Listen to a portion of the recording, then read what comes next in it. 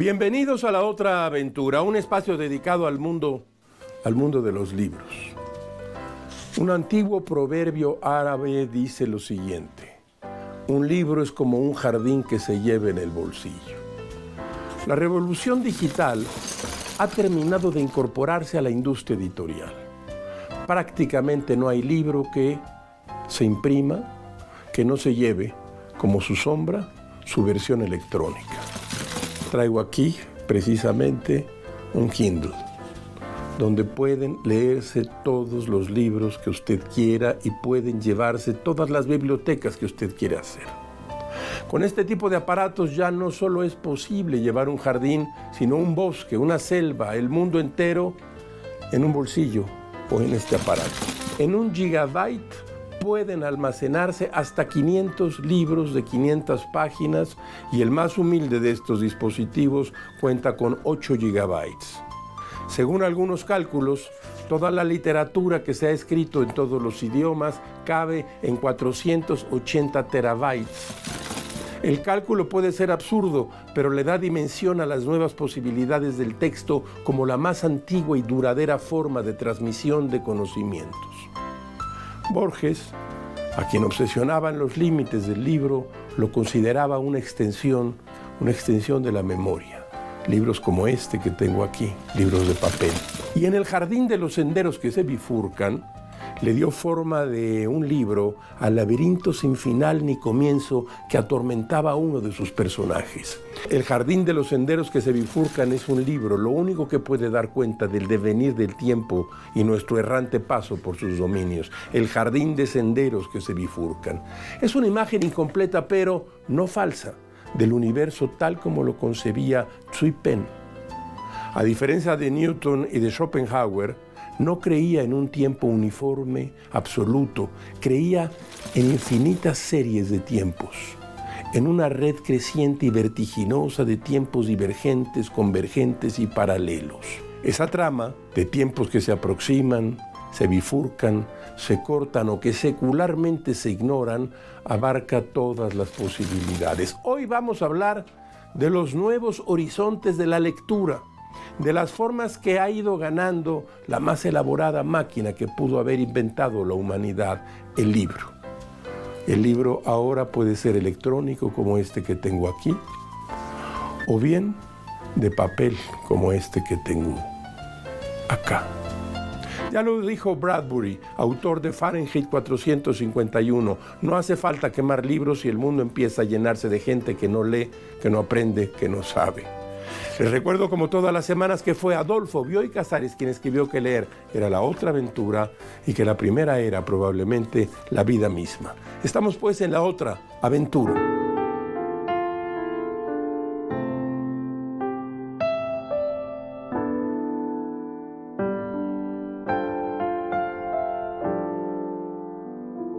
Soy un lector relativamente tardío, empecé a leer a los 16, 17 años y tuve la fortuna con mis amigos de leer todos los libros del boom latinoamericano a medida que iban publicándose. También estudiaba letras francesas y leía y tengo a algunos de los escritores franceses como los grandes maestros, pero no tenía idea de que podría tenerlos en un dispositivo electrónico. Así, tardé tiempo, por lo que les explico, en llegar a este aparato que hoy tengo y donde tengo libros y he aprendido a leer. Pero leo más en el papel. Me siento más cerca, el olor a la tinta. Me siento subrayando mucho más cerca del autor, por decirlo así. Y la lectura en silencio, como ya hemos dicho, es muy, muy importante.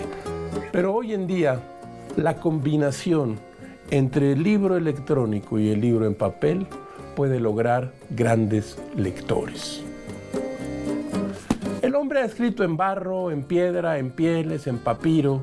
Cualquier material le pareció bueno para dejar constancia del asombro y para sembrar algunas que no acabamos aún de responder. Durante muchos años fue el papiro egipcio la mejor superficie dedicada a la escritura. Vendrían tiempo después las codiciadas tablillas de marfil.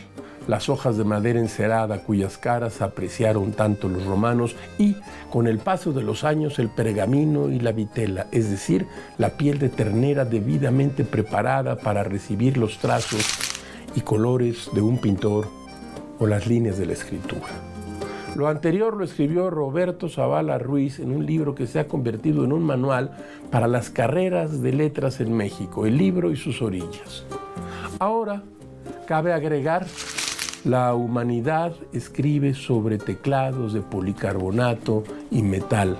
El texto aparece entonces en pantallas y la información se guarda en chips lógicos y de procesador que para muchos de nosotros funcionan con electricidad y por arte de magia. Para mí, por arte de magia. Personalmente, no termino de acostumbrarme a dispositivos, decía yo, para leer libros electrónicos. Sin embargo, ya los leo. He terminado ya algunos y la posibilidad de llevar una biblioteca entera aquí, en este cuadrado negro, es un gran truco para viajeros. Sin embargo, me falta el tomo, las páginas, la cubierta. Los libros electrónicos no se agotan, pero tampoco tienen lugar en los estantes y los subrayados se desvanecen como las marcas de los dedos en el vaho de los cristales. Algo tendrá que ver con mi edad. Lo cierto es que los que vaticinaban el fin del libro impreso, se equivocaban. El libro ha recibido bien a su contraparte electrónica. Se ha expandido, ha evolucionado hacia lo digital sin molestar a los viejos tomos de pasta dura que siguen teniendo su lugar en el librero.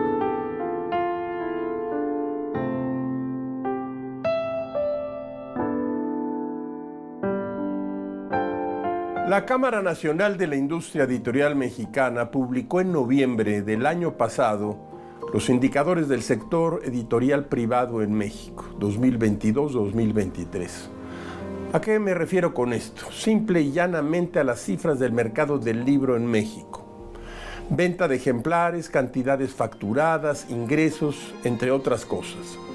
Lo que nos llama la atención para esta emisión en particular es que el mercado del libro digital sigue siendo muy pequeño en nuestro país. De acuerdo con la CANIEM, los libros digitales representan, escuche usted, apenas el 3% del total de los libros vendidos en el año 2022 en toda la República. Cabe apuntar que durante el 2020, el año más complicado en términos económicos para la pandemia de COVID, los libros digitales tuvieron un crecimiento del 2 al 4%. Y en el 22 esa cifra tuvo un retroceso. En México se leen pocos libros y de esos pocos, solo una muy pequeña parte son libros digitales. En una nota del diario El País, la periodista Nora Fornés cuenta que en España los préstamos en bibliotecas digitales tuvieron un aumento del 33% durante el año de 2022. El formato del libro digital parece tener un mayor éxito. Es una modalidad similar a las plataformas de video en demanda como Netflix y Prime Video. En este caso, los lectores seleccionan un libro de plataformas, en el mejor de los casos lo leen, pero no se quedan con él para formar una colección particular. En este sentido, podría decirse que las bibliotecas particulares están, digamos, en riesgo. Tengo aquí una edición digital y una en papel del libro Mientras embalo mi biblioteca, donde el escritor argentino Alberto Manguel nos cuenta que en el año de 1931 el filósofo Walter Benjamin escribió un ensayo sobre la relación de un lector con sus libros. Benjamin tituló aquel ensayo con el nombre de Desembalo mi biblioteca, el arte de coleccionar. El proceso de escritura de este texto comenzó con un divorcio y una mudanza. Benjamin aprovechó el hecho de que tenía que sacar de sus cajas casi 2,000 libros para reflexionar sobre los privilegios y las responsabilidades de un lector. Entonces, Walter Benjamin, se encontraba en el umbral de los 40, sin propiedades ni posición, sin vivienda y sin fortuna. Dice Manguel, lo puede usted leer aquí o lo puede leer acá.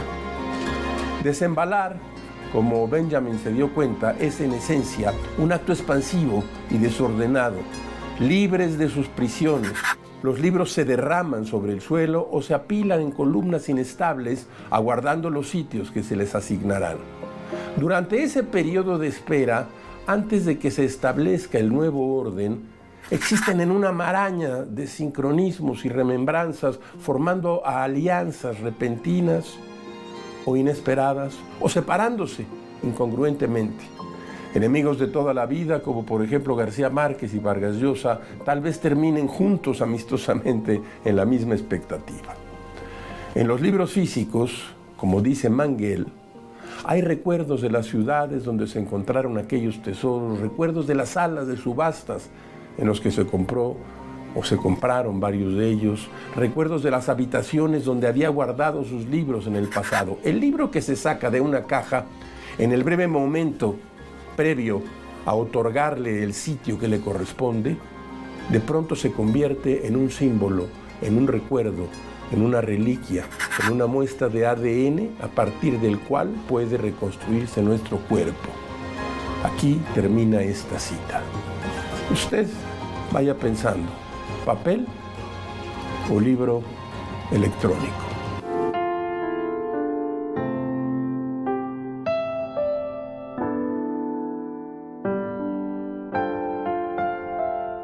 Miren ustedes, he traído también, y no quiero que se queden fuera, algunos libros que tienen que ver con la historia del libro, con la historia del libro electrónico y con la lectura.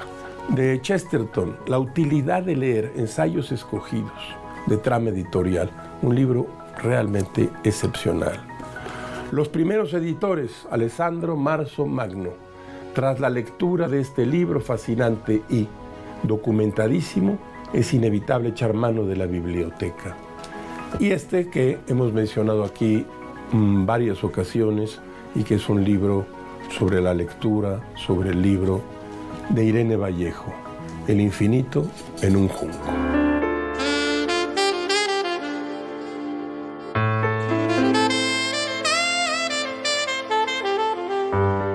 Pocos autores dedicaron su vida al estudio de la literatura y de los libros con tanta claridad como el italiano Umberto Eco, gran escritor entre los grandes escritores. Desde su irrupción en el panorama literario con El nombre de la rosa, ¿a usted le suena? El péndulo de Foucault o La isla del día de antes, su oficio como escritor estuvo consagrado a la difusión, a la divulgación, a la docencia como principal defensa y preservación de la cultura. Aquí, en la memoria vegetal, pero también aquí, en la memoria vegetal electrónica, se reúnen varios de sus ensayos y conferencias sobre el libro como objeto, como máquina y como herramienta. En la conferencia, dictada en Milán en 1991, que le da nombre a este libro, Eco dice lo siguiente, escúchelo usted. Con la invención de la escritura fue naciendo poco a poco el tercer tipo de memoria que he decidido llamar vegetal, aunque el pergamino estuviera hecho con piel de animales. Vegetal era el papiro, y con la llegada del papel, desde el siglo XII, se producen libros de lino, cáñamo y tela. Imagine usted lo lejos que estamos de esto que tengo aquí en la mano. Hemos traído a esta sección una prueba de lo anterior, su ensayo, Monólogo interior de un ebook. Escuche usted el estilo lúdico de Eco en esta pieza literaria sobre las cavilaciones de un libro electrónico como este que tengo aquí. Hasta hace poco yo no sabía qué era. He nacido vacío, si puedo expresarme de este modo. Ni siquiera era capaz de decir yo. Luego algo ha entrado en mí. Un flujo de letras. Me he sentido lleno y he empezado a pensar. Naturalmente, he empezado a pensar lo que me había entrado. Una magnífica sensación porque podía sentir en bloque lo que tenía en mi memoria o recorrerlo línea a línea o saltar de una página a otra. El texto que yo era se llamaba Del libro al ebook. Es un golpe de suerte que alguien, creo que debo llamarlo mi usuario o mi amo, me haya metido ese texto, del cual he aprendido mucho sobre qué es un texto. Si me hubiera metido cualquier otra cosa, he aprendido de mi texto que hay textos dedicados solo, es un decir, al elogio de la muerte. Yo pensaría otras cosas y creería ser un moribundo o una tumba. En cambio, sé que soy un libro y sé qué son los libros. Soy algo maravilloso. Un texto es un universo y, por lo que he entendido, un libro se convierte en ese texto que le han impreso encima. Eso les pasa por lo menos a los libros tradicionales, cuya historia describe mi texto de forma minuciosa. Los libros tradicionales son uniones de muchas hojas de papel y un libro en el que ha sido impresa, es decir, la Odisea, poema griego antiguo que, sin embargo, no sé muy bien qué cuenta, piensa y vive durante toda su vida, que puede ser larguísima, porque hay libros que tienen casi 500 años.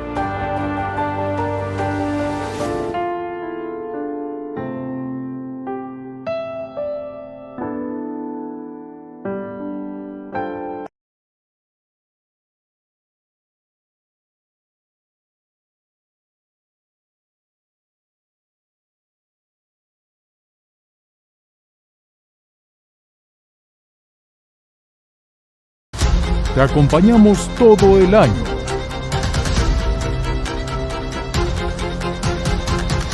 Mantente bien informado a lo largo del día.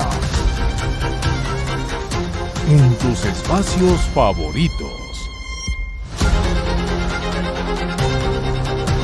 Somos tu central de noticias de confianza.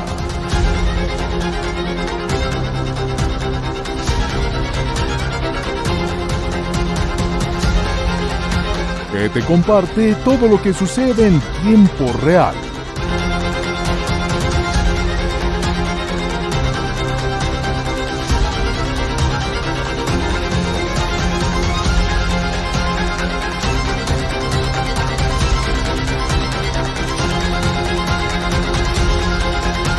ADN 40.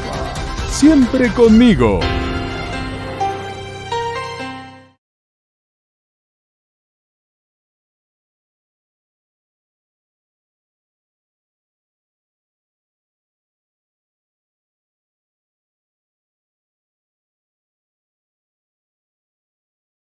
Te acompañamos todo el año.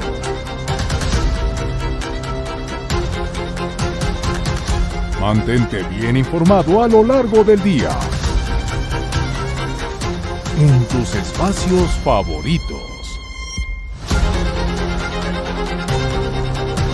Somos tu central de noticias de confianza.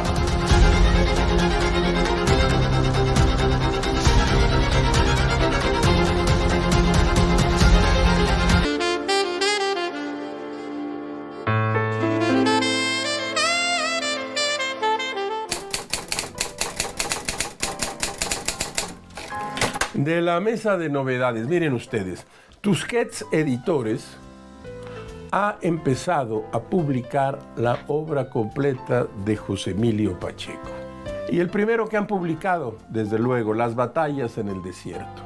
Este libro que seguramente usted ha leído, que además fue película y que en 1981 nos maravilló a todos los lectores que nos acercamos a él. Las batallas en el desierto, José Emilio Pacheco, ya se volvió una novedad. No está de más decir que hay libros que no envejecen y que siempre son novedades. Este libro me ha impresionado, me está impresionando, porque miren, voy en la página 119. Meditaciones tras un asesinato, Salman Rushdie, Cuchillo. Usted sabe que en algún momento de la carrera literaria de Rushdie fue condenado a muerte, fatwa le llaman, por el ayatollah Khomeini. Eso fue hace, no sé, 25, 30 años y Rushdie había logrado evadir el fanatismo. Sin embargo, en el estado de Nueva York, dando una conferencia una mañana, un hombre se acercó con un cuchillo, lo agredió y prácticamente estuvo a punto de matarlo. Cuchillo es una meditación, es un ensayo personal, se lo recomiendo ampliamente. Random House Editores. Y este libro que está aquí, que A mí me ha parecido magnífico. No pierdas la esperanza. Memorias de una madre durante el Holocausto, de Dora Rehm. Es un buen libro. 1939, tras su despiadada incursión en el territorio polaco, el ejército alemán no tardó en diseminarse hasta Badzin, una pequeña población ubicada cerca de la frontera con Checoslovaquia. Con el tiempo, los nazis decidieron confinar a los judíos en un gueto en la parte más pobre de la ciudad para esclavizarlos como mano de obra y después enviarlos a campos de concentración como Auschwitz. Muerte y desolación fueron el desenlace de muchas familias. Trae un prólogo de Enrique Krause, que vale la pena leer. Este es un buen libro. No pierdas la esperanza, publicado también por Tusquets. De la mesa de novedades.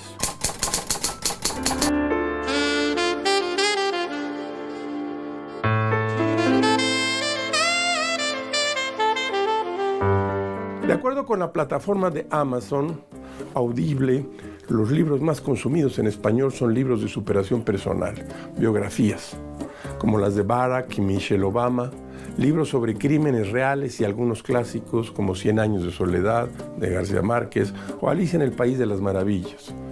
La avanzada de los audiolibros en el panorama editorial ha generado un interesante debate.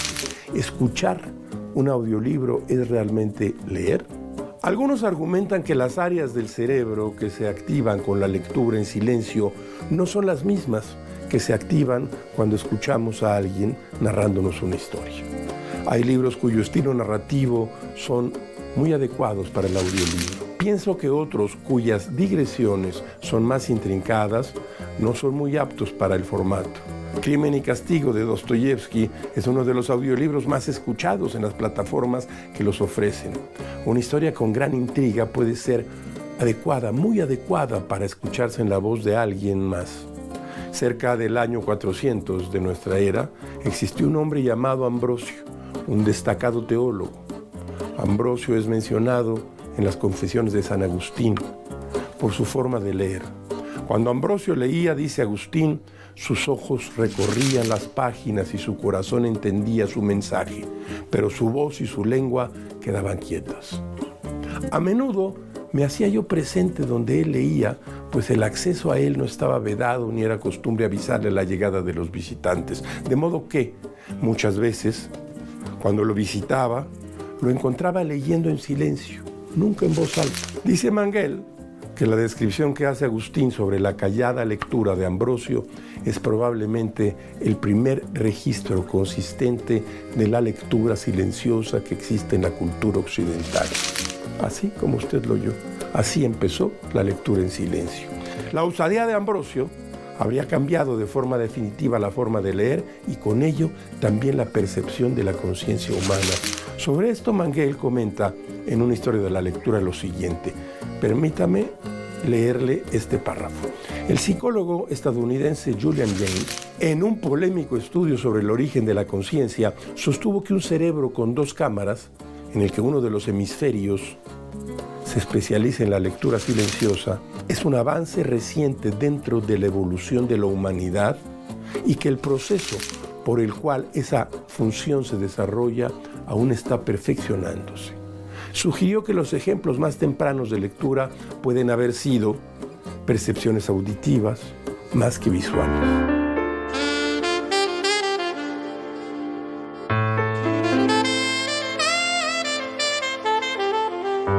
Que mire usted lo que nos ocurrió durante la grabación de esta emisión de La Otra Aventura.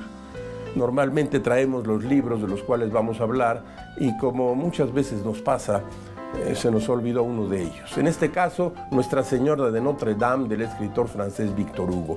Rápidamente y de inmediato, aquí entre la producción salió este aparatito y tenemos aquí el libro Nuestra Señora de París de Victor Hugo. Hugo imaginó al archidiácono Claude Frollo preocupado por lo que la imprenta podría hacer con la cultura de aquellos tiempos. Estando bajo los campanarios donde se ocultaba Quasimodo, Frollo extiende una mano hacia un libro que tiene abierto sobre la mesa y con la otra apunta hacia Notre Dame y dice: esto matará a aquello. En el libro Una historia de la lectura, Alberto Manguel nos dice que para Froio, contemporáneo de Gutenberg, el libro impreso mataría al libro edificio. La imprenta, de tal modo, daría fin a esa docta arquitectura medieval en la que cada columna, cada cúpula, cada pórtico es un texto que puede y debe ser leído. En ese tiempo como hoy, dice Manguel, esa es una oposición falsa. Sobre la evolución tecnológica y su relación con la lectura, Manguel apunta lo siguiente, escúchelo usted. Quienes hoy oponen a la tecnología electrónica, es decir, a esto que tengo aquí, a la de la imprenta, que es esto que tengo acá, papel y pantalla, perpetúan la falacia de Froio. Quieren hacernos creer que el libro es herramienta ideal para la lectura, tan perfecto como la rueda o el cuchillo, capaz de contener nuestra memoria y experiencia y de ser en nuestras manos verdaderamente interactivo, permitiéndonos empezar y acabar en cualquier punto del texto, anotarlo en los márgenes, darle el ritmo que querramos, ha de ser reemplazado por otra herramienta de lecturas cuyas virtudes son opuestas a las que la lectura requiere. Manguel es un convencido de que las tecnologías digitales no pueden suplantar al libro, y yo comparto esa opinión. Sobre todo en el poder de la imprenta para conservar la memoria, la muerte del libro como texto impreso y su resurrección como texto virtual. Esto que les he mostrado aquí. Ustedes lo saben, estoy pasando, entrando, tengo el índice y estoy ya en Víctor Hugo, y entonces tengo ya Nuestra Señora de París. Como si el campo de la imaginación no fuese ilimitado, afirma Manguel, y toda nueva tecnología tuviera necesariamente que acabar con la precedente. Yo durante mucho tiempo intenté leer aquí con muchas dificultades y siempre acababa en el papel, pero le confieso que ahora también leo en estos artefactos.